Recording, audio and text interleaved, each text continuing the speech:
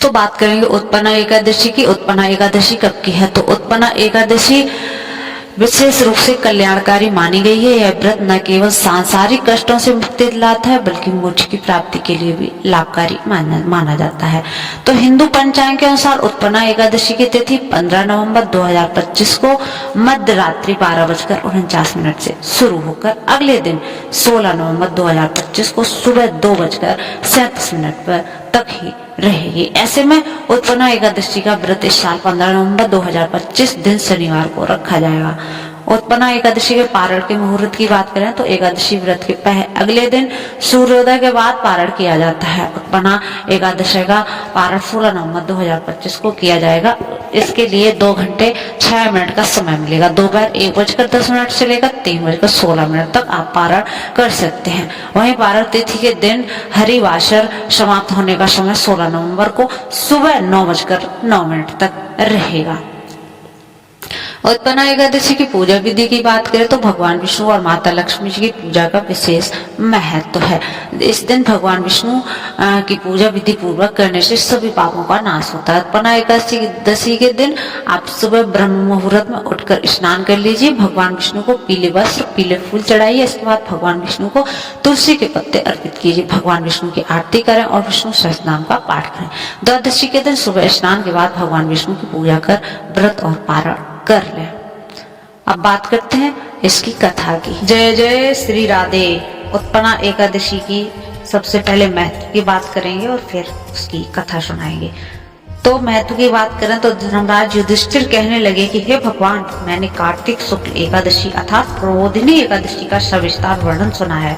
अब आप कृपा करके मुझे मार्गशीर्ष माह के कृष्ण पक्ष की एकादशी के विषय में भी बताइए। एक एकादशी का इसका क्या नाम है और किस व्रत का विधान है, इसकी विधि क्या है, इसका व्रत करने से कौन से फल की प्राप्ति होती है, सभी आप विधान पूर्वक बताइए। तो भगवान श्री कृष्ण बोले, मार्गशीर्ष माह के कृष्ण पक्ष में आने वाली इस एकादशी को उत्पन्ना एकादशी कहते हैं। यह व्रत शंखोद्यार तीर्थ में स्नान करके भगवान के दर्शन करने से जो फल प्राप्त होता है उसके बराबर पुण्य मिलता है। व्रत करने वाले भक्त को चोर, पाखंडी, पर स्त्रीगामी, निंदक, मिथ्याभाषी तथा किसी भी प्रकार के पापी से बात नहीं करनी चाहिए। इसका महात्म्य मैं तुमसे कहता हूँ, ध्यान पूर्वक सुनो। अब आप सुनो उत्पन्ना एकादशी की व्रत कथा।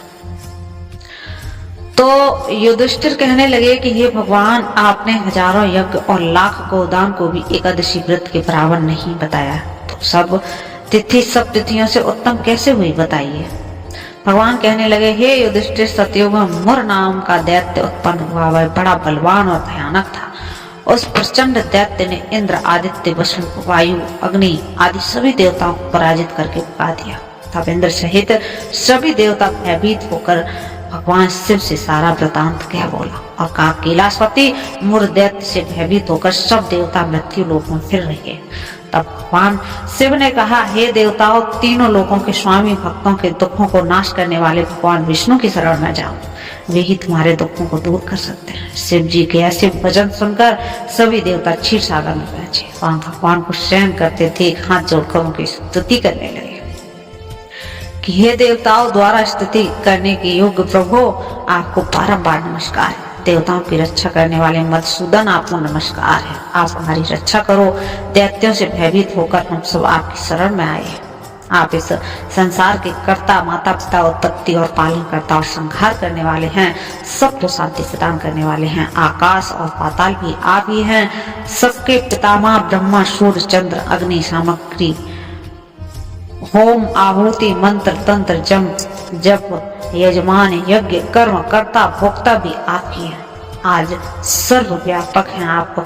आपके सिवा तीनों लोकों में चर तथा अचर कुछ भी नहीं है। हे भगवान, दैत्यों ने हमको जीत कर स्वर्ग से भ्रष्ट कर दिए और हम सब देवता इधर उधर भागे फिर। आप इन दैत्यों से हम सबकी रक्षा करें। इंद्र के ऐसे वचन सुनकर भगवान विष्णु कहने लगे, हे इंद्र, ऐसा मायावी दैत्य कौन है जिसने सभी देवताओं को जीत लिया है? उसका नाम क्या है? उसमें कितना बल है और किसके आश्रय में है?